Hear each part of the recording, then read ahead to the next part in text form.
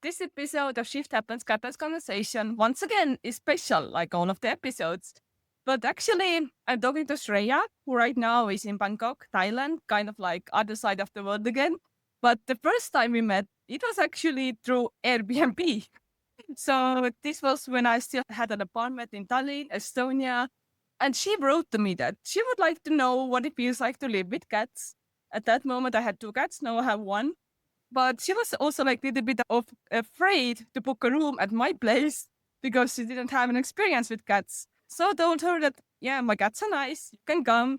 And this is where actually our friendship started. It started by her being my Airbnb guest. And now it has like grown. We haven't seen each other for a while, but she used to live in Estonia, which is also a big part of her journey, of her transformation.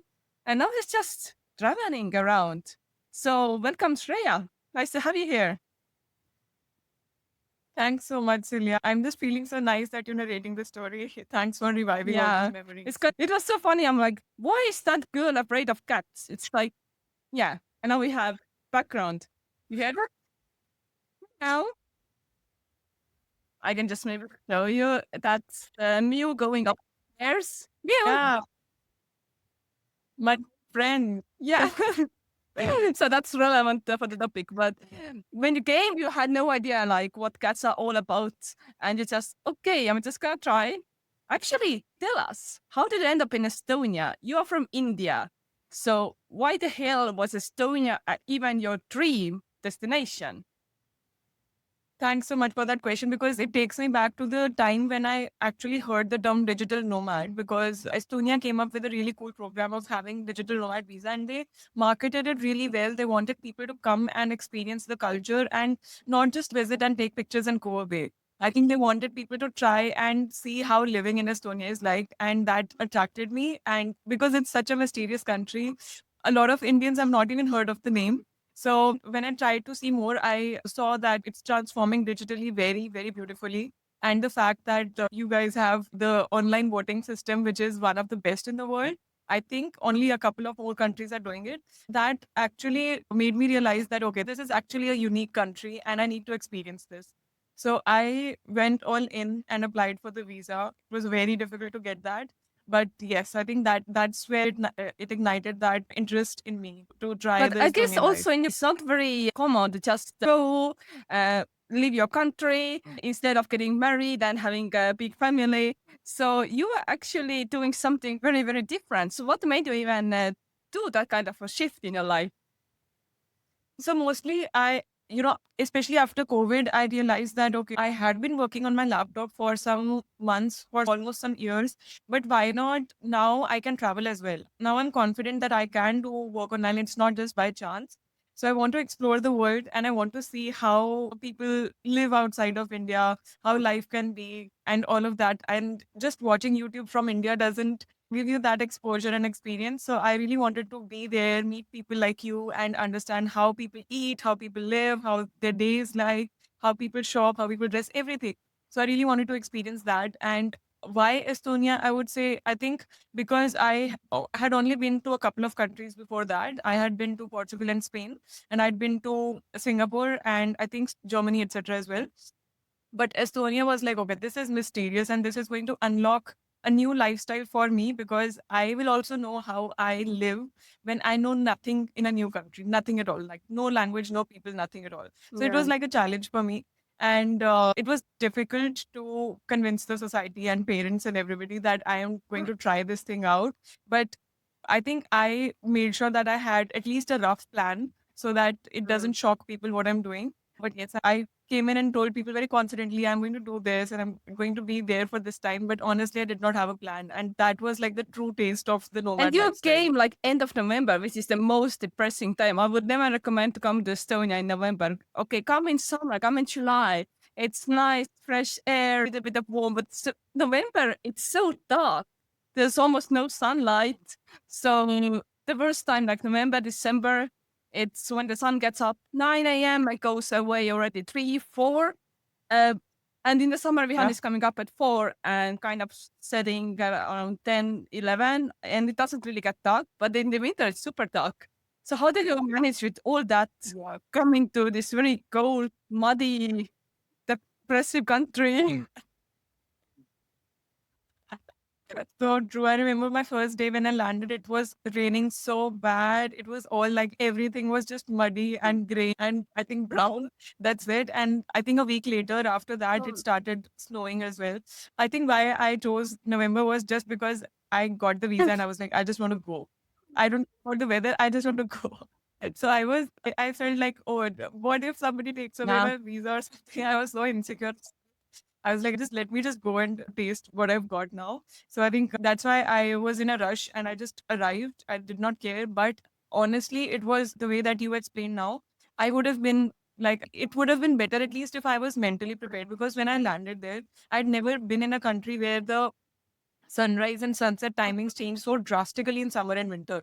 So my body is used to looking at the sun at 9 or 10 a.m. in the morning. When I did not see it in Estonia, my vitamin D levels dropped. I did not even realize that was the thing, but I started feeling weak. My appetite was lost. I felt like I don't have, suddenly I have too much energy, so suddenly I have no energy. So I think my body did take some time to adjust.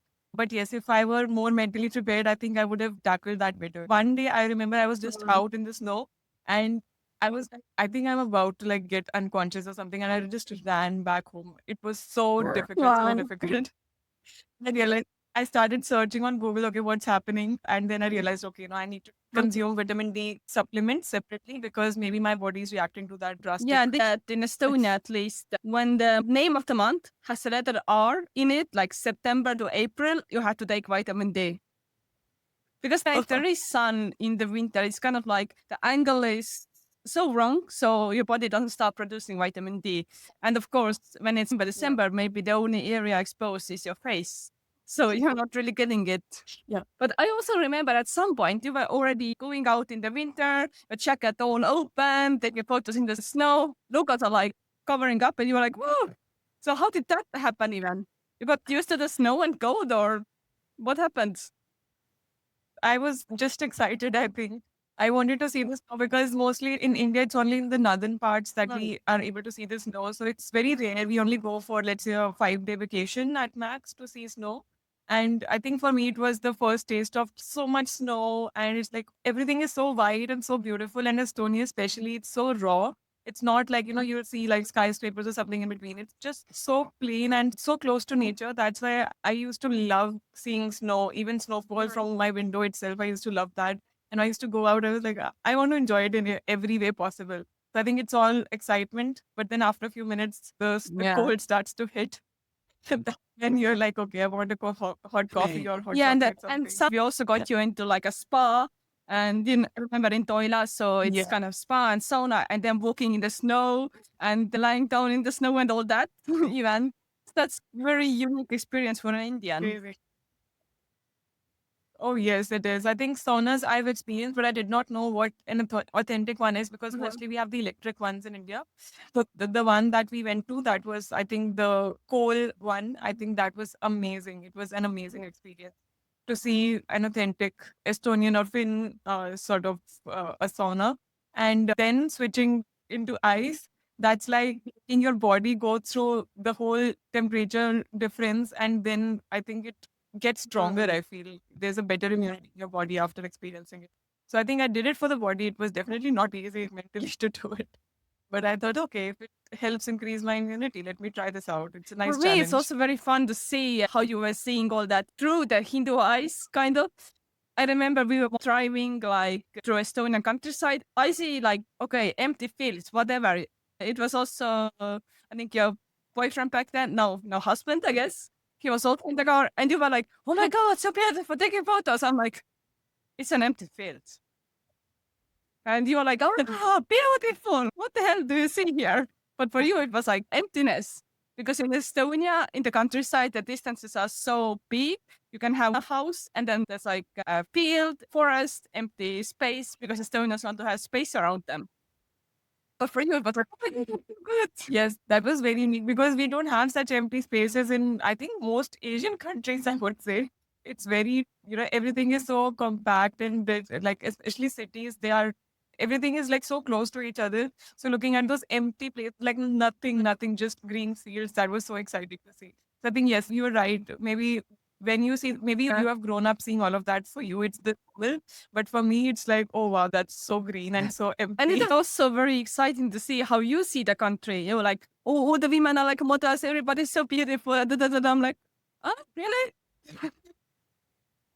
I really enjoy the simplicity in life also that Estonians keep, and the way that it shows in everything, the way you dress up, the way you have a clutter-free mind, and you keep your days also very simple.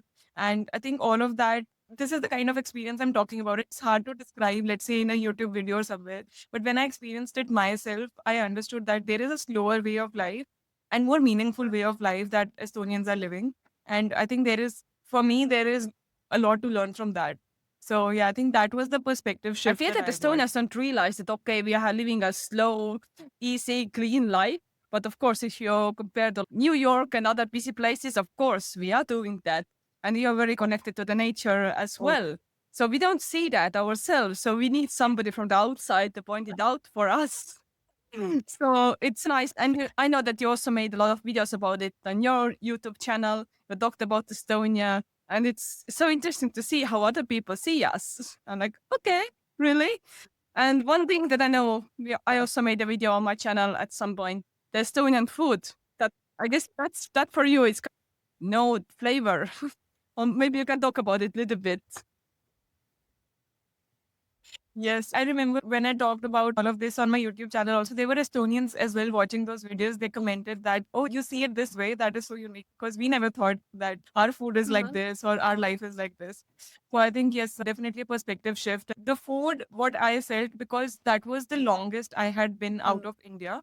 I usually used to go for business trips or for 15 days vacation, etc. But living in Estonia meant I had to understand what Estonians eat. I can't be eating out every day. I have to either cook or prepare my meals or batch prep and all of that. And because I got to spend time with you as your Airbnb guest, I could observe how you prepare meals and how simple the ingredients are. You actually take the flavor of the ingredients, not just the toppings and all Yeah. the seasonings. And the danger spices. Yeah. In Indian food, actually, if you remove, I think the core ingredient, let's say I'm preparing potatoes or I'm preparing maybe, I don't know, like some cheese or recipes.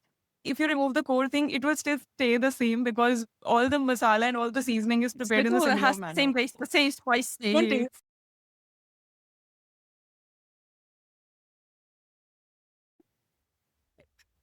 Yeah, in Estonian food, I could separately enjoy the flavor of each certain thing that I'm eating. Like the cheese and dairy products were my absolute favorite. I still miss Estonian milk and cheese and yogurts. I really miss And it a a bit more lot. for the So small, yeah, I the think that was. the dessert. Yeah. Oh, I used to have it so It's crazy. much. You have so many flavors of that. Okay, let's talk Yeah. about more of this business career side. So I know that you're working remotely mostly. So how do you even start that kind of a Yeah. lifestyle? How does one get into that? I guess nowadays it's super popular, but when you started, it wasn't so popular, I guess. Yeah, I think it wasn't because usually people consider that their degree or their past experience has to define what they do next.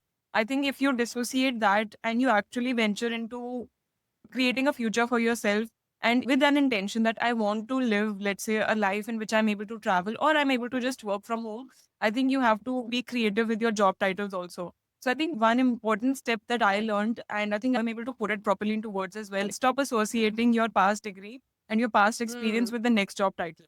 Okay, so you have to be creative. These days, there are jobs like thumbnail designer. You don't get a degree for thumbnail designer, Most of right? them thumbnail Can become design. exactly. So there are these job titles that you will now find into the remote setup, and you can work from anywhere and you work all online with really nice people as well from all around the world. So you could do that if you're creative enough with what you can do and what kind of services you can provide. So when I started, it was mostly I don't have a degree into management or even business, but I knew that I can be a very good problem solver for really, let's say, newbie entrepreneurs or solopreneurs. So I started helping them in organizing all of their operations so that they can focus on scalability. And that eventually became product and project management for me. So I did not know that that's the job title for me. But then when I got into it and I started being a little picky on the industry as well, I started focusing just on education technology and healthcare technology. These were the two domains that I really enjoyed. That's how I created my own niche and my own title that, okay, this is what I do now. And these are the kind of people and these are the kind of companies I work with. So I think if someone wants to start a remote job, a very quick message to them is look for job titles where you can actually deliver the service that you are good at, and then be very proactive in reaching out to people as well on digital platforms like LinkedIn, email, etc. So you have to reach them out. It's not like these, in the earlier times, they used to be like outside the office or outside the shops. There used to be openings that there's a banner or a flyer that hiring a salesperson. That's not going to work in the remote setup. So you have to be out there. You have to be digitally present. You have to be open on LinkedIn, or even like now I'm open on Instagram, etc. as well. So if you're present and people are able to see you, then they would love to have your services. So that's how I think that's very important in making sure that you are ready So for a remote job. have any people approached you because of the things that you do online and like, hey, we want to interview you, we want to hire you? Has your online presence helped you with this? A lot of times, Silja, a lot, like more than I can count. Because on LinkedIn, I get messages, either people wanting help from me to have a lifestyle like what I have. So they are ready to pay me as well for that. Okay. So they want to pay me for guiding them or for helping them with their outreach messages or their digital presence, etc. But yes, even clients, they reach out, they see, okay, this person has already achieved maybe XYZ in the past companies, and we are a similar company and we also want her help. So they reach out and they ask, okay, we are hiring for this certain role, or we would love to create a role for you. Would you like to join us? And then we talk, and then, if things work out, and then I can give them the services. And Upwork has been an important channel for me. LinkedIn has been an important channel for me. And cold outreach over emails, over career pages of companies. These 2, 3 channels have really worked So out have very you well. worked in one place for many, many years, or are you always like switching different places? How do you handle all that workload? I would say I don't switch like very frequently. So at least 6 months I like to stick, because especially in management, it takes time to deliver some results. It's not like I'm a designer, so I can create a design in 2, 3 days. I need time to show them results as well. So it takes at least 4 to 6 months to show that we are progressing as a product or into operations. So it takes that time. And also it's harder to find clients every month. So I like to have longer term clients that, okay, maybe we do a retainer kind of a model. We call it retainer model, in which we go for a monthly kind of fixed number of hours. For example, I'm working for 20 to 30 hours a month, and then I have a fixed pay for in return for that. So I can work with 2 clients. They can be overlapping, or they can be like, maybe I'm just working at one client at one point in time. But I prefer longer term clients, so that they also don't have to keep hunting for people. I also don't have to keep hunting for projects. And I know their company in the first 1 or 2 months, and then I can start delivering results as well. So yes, a maximum, I would say 2 years, 2.5 years, and a minimum would be six So, months. and now you are at this point where people you. So it's kind of like you are already enjoying all the work that you have been doing so far, and now it's like, okay, I accept, I receive, because you're kind of attracting the best opportunities for yourself. Sounds nice. Exactly, exactly. The storytelling of your past experiences is also so important. So even if I started working in office job, and I was working using laptop and internet back then also, right? So that work could have been done online, but showing the results of that company to the next one. So you keep building and increasing your stories from your past experience to crack the new opportunities. So you need to be good at storytelling as well. Yeah, and That's you the also point I'm like trying to building say. on social media a lot, LinkedIn, YouTube. It has exploded. I know people are turning to you for help. So you're not just remote, you're somebody who's also helping other people who want to be remote workers or who are struggling with it. So you got a lot of stuff for other people. So the people who reach out for you for help, are they mostly Indians like you, or is it more wider approach? Mostly what I'm seeing the pattern is that I would say 50% Indians in India itself, because they see this aspirational lives. They see that, oh, can I also move outside of India if my work is remote and travel? So I think that's one factor that attracts it. Second category that I found was mostly Indians who are already abroad, but because when they move abroad, they go with a master's method or with a job itself. But that keeps them stuck in that location, and also maybe lands them into loans and EMIs as well, especially if you go on a master's to the US or to Australia. So it's very expensive. So those people, when they see that I can work, I can earn in US dollars, euros, and then spend in cheaper currencies, then why not? Right. So that is, I think that is the mindset that I get. And then, yes, there are non-Indians as well, but mostly because I'm able to relate to the Indian education system and the past work experience. That's why more Indian people come and approach for that And I sort of. guess they also need quite a lot of like planning and support, because if you want to get out of India, even for the visa, you have to prove that you have a certain amount of funds. It's like, oh my God, it sounds crazy. Yeah. Because, I had the kind of passport that allows me to travel quite a lot. So the world is quite open for me. So I can't even imagine how this can feel like somebody's like asking, okay, how much money do you have on your bank account, and all these details. It feels so restricting. Oh, yeah. Not just that, they ask for so many more details. They ask for whether you will return back to India or not, what do your parents do, and what. Like, it's a crazy interview, and the kind of things that we have to prove that hey, we are not criminals or we are not like abnormal people. We are just wanting to go for a 5-day trip. Even that to Europe, like you have to show so much paperwork for it. It's crazy. And I think that privilege, I completely understand and I acknowledge that privilege that I have now. Initially, let's say if I had not traveled to any country and I directly apply for a European visa, I would have gotten rejected for sure, because they want to see, okay, you've done some traveling in the past. So I started traveling easier countries first, like Singapore and Indonesia. Then I did Germany. Then I did a little bit more of Europe as well. But yes, I think it's sad with the Indian passport has a very poor ranking. And even if you manage to get a passport and if you have the money to travel as well, still the government or the immigration officials will try to question you to a stage that you start questioning yourself. Am I even worth, do I You deserve really to have to travel? want, because there are That's so many obstacles and limits on your way. If you want to make the shift to become this nomad or remote work and really get out of India, you really have to face your fears and limiting beliefs about yourself and really do some deep work on yourself. It's not just the external that we see, it's also a lot of inner work. So anybody who gets out, who gets to yes. Europe or the world, I think this person has already been on a quite a long journey.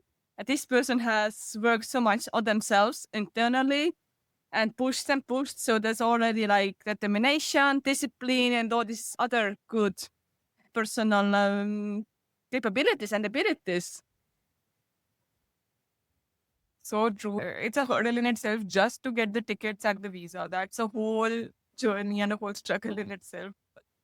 I hope it Yeah, gets so easier all with the time. Indian people, like maybe from also other Asian countries who are working here in Estonia in the tech and IT sector, they are like really hardworking, I would say, as well, because they had this of, okay, you have to make an effort to get here.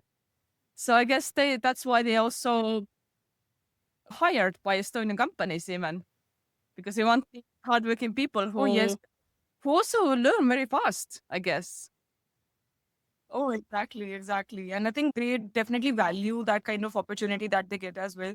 Because imagine, like, you are being called from India, all the way from India, not hiring any other person from EU, but like your employer is paying you specifically for getting you into the company. So it is, again, a huge opportunity for an Indian to witness that sort of a thing. And they definitely value it and they deliver it also to the employer. They make sure that if they were given that opportunity, they justify it. Yeah.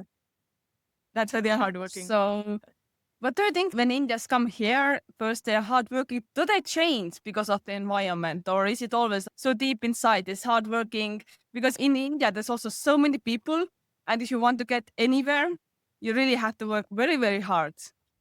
So it's not like so big part of your core, your identity, that it's always there, no matter where you go. Or how does it? How do you see that? I think some of the things that really like you still miss after you leave the country are community, because we have a very strong sense Yes. of having people around and sharing everything that happens in your day. I think we are very, very used to that. So leaving that, I think it takes many years to even lower that kind of spectrum of having that community around you. And especially in countries like Estonia, where the Indian community is Yeah. not that big, you don't have the support system there.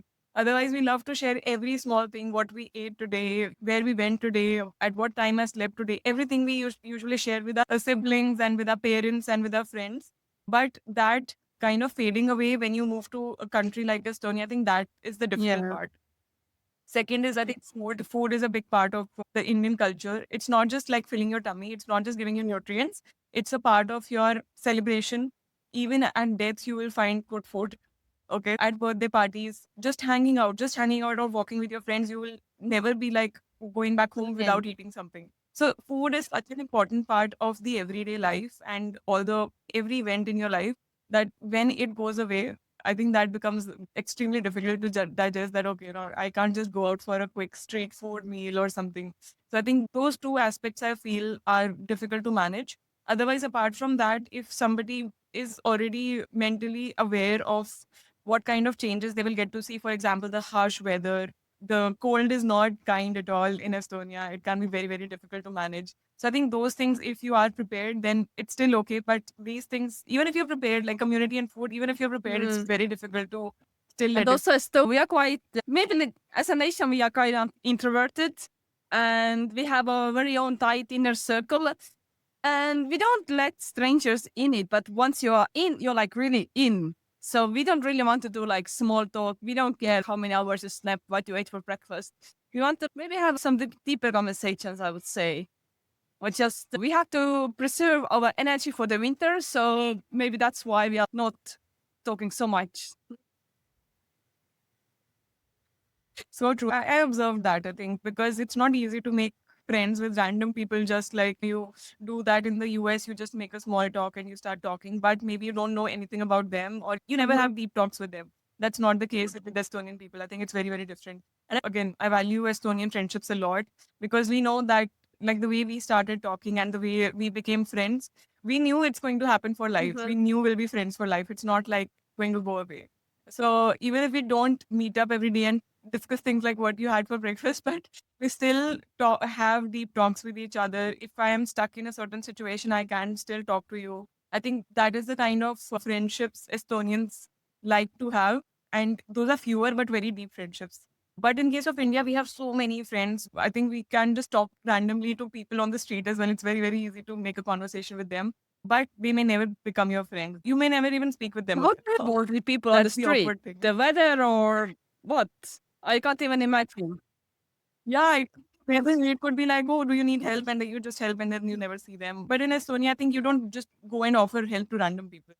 So that's the case I think that I saw. It's quite different. It's hard to explain. True. So let's come back to the remote work part again.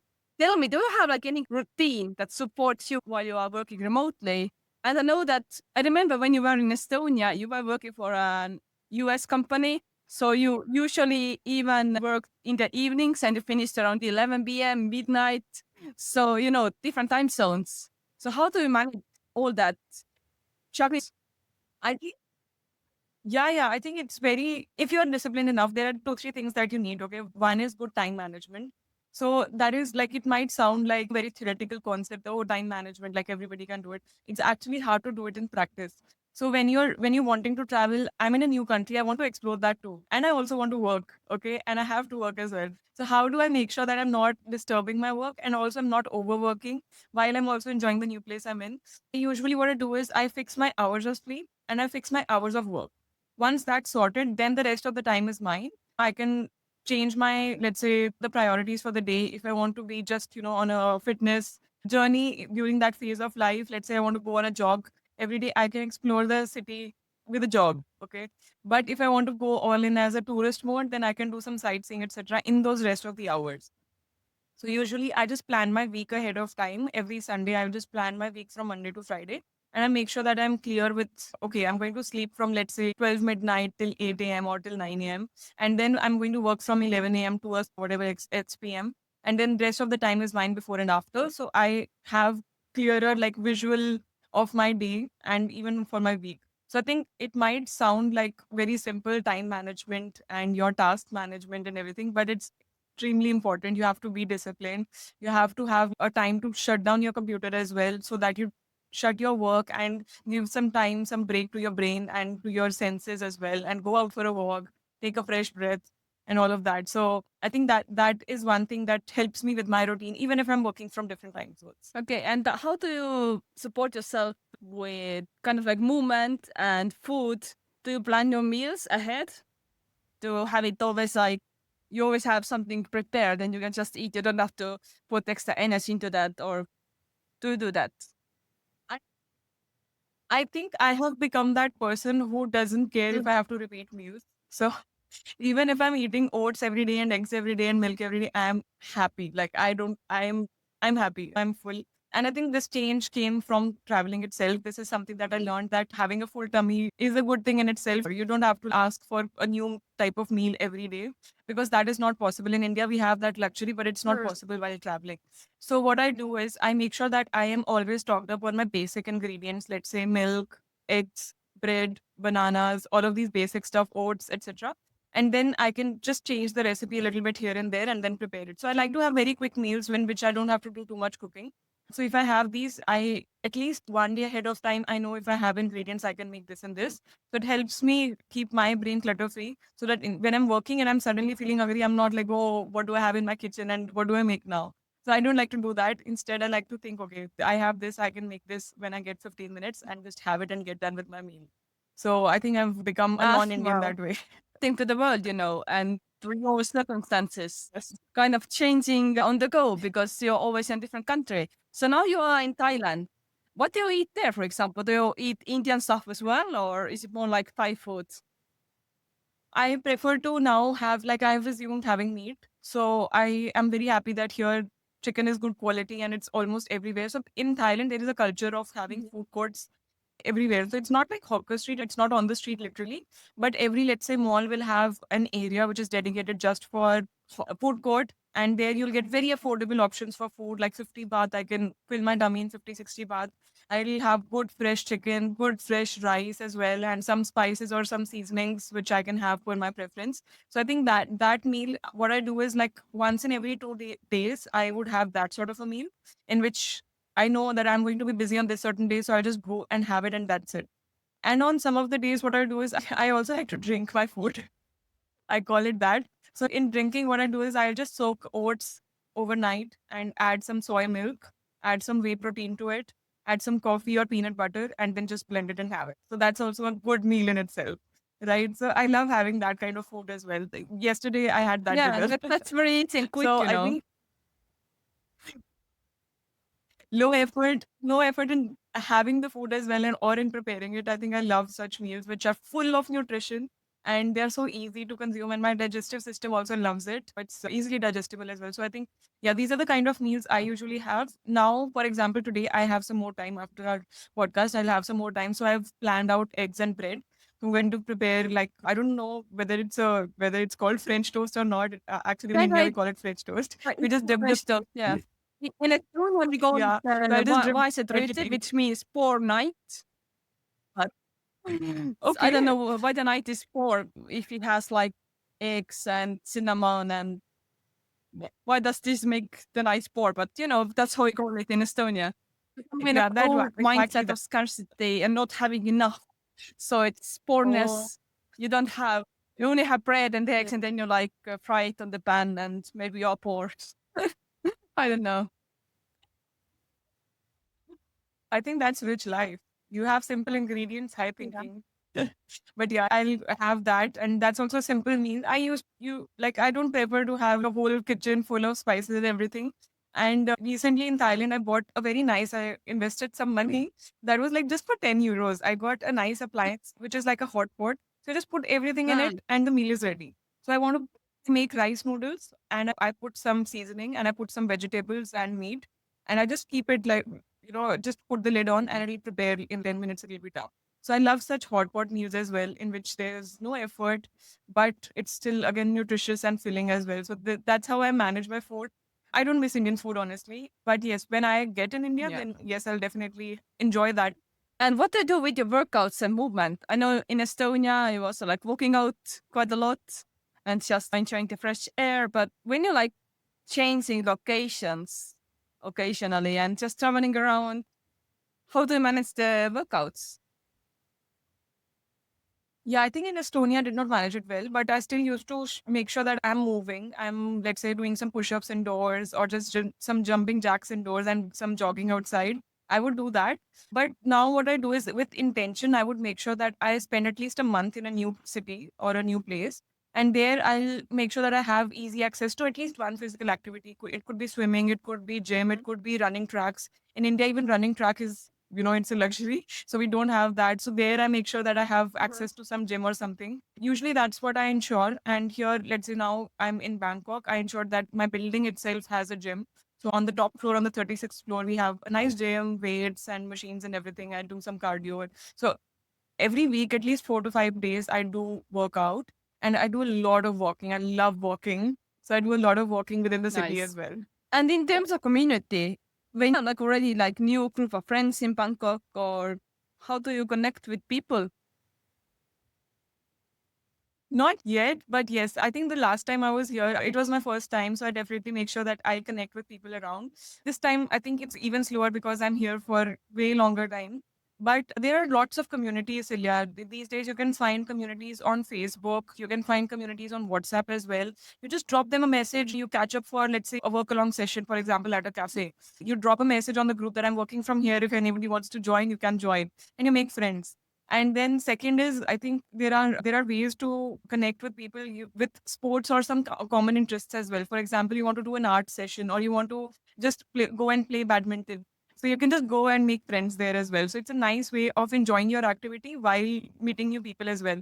And the new way, the third way that I have found here is I was hesitant with it, which is Bumble Friends. Yeah. Okay. So yeah, I tried this in so I Estonia. I downloaded talked to Bumble. some people, but we never met in real life. And that's okay. I met some people and I'm supposed to meet one girl this week. So I'm very excited for it because we already chatted a lot and we try to know each other's interests. So we have a lot to catch up on. So I think, yeah, that is also a nice way. If you know that, for example, I know I'm not in the dating zone anyway. So I just put that mode Bumble for friends and then you meet other people who are also in the similar zone. Maybe they are transiting from here or maybe they just want to go out for shopping with somebody and they are by themselves. So you can just go and tag along. So yeah, I think that's also a nice activity. So these are some ways I make sure that I connect well with people, even if they are not the local people, even if they are tourists. Still, it's good to learn from other people how they live their life and how they get to travel and how they are enjoying this I guess place and there's this also city. Bumble for business. Yeah, there are groups for that as well, and there are some meetups as well. I'm going to be in Bangkok. There are a couple of events in August. There's NAS Summit, and there are some other events as well. So I'm going. I have signed up for those two. So I'll be meeting people there as well. So yeah, I think these meetups, these events, they help a lot. And especially as a remote worker, I don't have to go to office. So I have this advantage that I can just go and whichever day of the week I want, and just go there, maybe take an off for some hours, and then just enjoy Wow. that place. Yeah. Yeah, and I know that at some point when you were traveling more, you were also traveling solo at some point. What would you say to somebody, especially a woman who wants to travel alone? What would you recommend? I've done it quite a lot. I am not scared of anything, but what are some of the tips that you can share with us? I hear, like, I get a lot of messages from Indian women saying that you are doing something that I aspire to do. And I tell them I was at the exact same point some years ago where you are right now. And just enjoy the technology that we have today. You have Google Maps, you have WhatsApp, you have phone, you have everything. So you can be ahead in terms of your planning. Definitely plan. I won't say go like a hitchhiker on your first trip. Don't do that. I will say be more prepared before doing it. Just know the place, just Mhm. start with safe countries, safe cities to begin with so that they don't intimidate you, they only make you stronger and more confident. So countries, I would say, like, let's say Thailand itself, or maybe countries like Singapore or European countries. Most European countries are very, very good for solo female travelers. Pick those countries, try and experience it, go for slow travel, make some friends there, and come back with good memories and then plan the next trip. I think that's what I Yeah. would say. And don't be afraid. Even if it's your first one, you can still go and make friends, or ahead of time, you can join some groups so that you don't feel like you are the solo traveler. Solo doesn't really mean that you don't talk to anyone Yeah. on the trip, right? Just that starting your trip with somebody. But you can still join groups before leaving and you can still network with people, have plans already so that you're more It's kind excited of for your like travel. building this muscle for traveling. You know, you go to easy places, then you try it with something harder, and you build the strength mindset and collect memories and good emotions on the way, and maybe also some connections. It's kind of like bit by bit. So true. And also like having a plan, really having a plan. Exactly. I think it all starts in small steps. It starts small, start with the countries that you feel are affordable for you, make a budget and then just start it. And if you keep thinking, keep overthinking, I think it'll only give you more negative thoughts than positive after a point in time. So I think just ignore those. Go for a safe country. It'll all be good. Plan ahead of time. Make sure that you join some groups so that in case of, let's say, in case of some situation where you need help, you have some people there that you. If people want to know more about you, get inspired by you, where are the best spots to find you? I guess LinkedIn, YouTube, Instagram, or something else. So I'm most active on Instagram right now. And I share a lot about remote work tips and how you can bring into the remote work because a lot of the creators are talking about the travel life, which is really good as well. But I want to talk, how do you get there? What are the practical tips to actually get that life? So I'm sharing a lot of that on my account.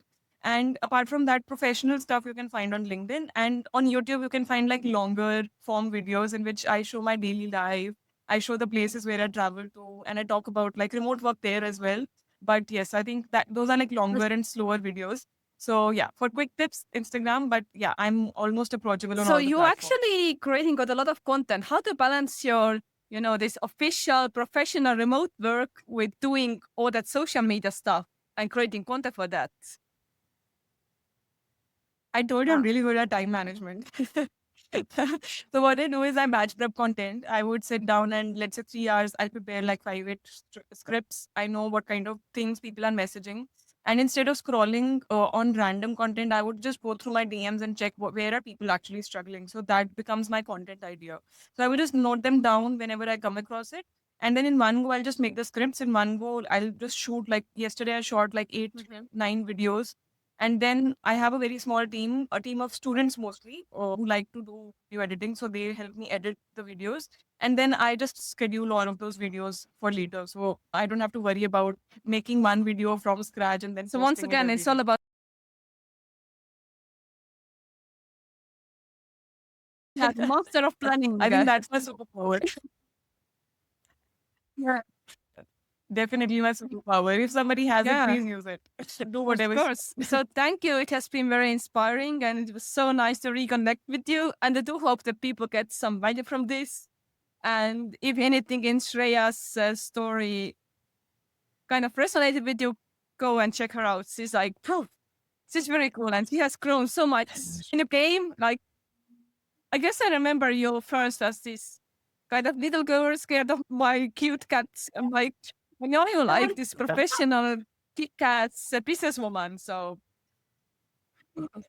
yeah.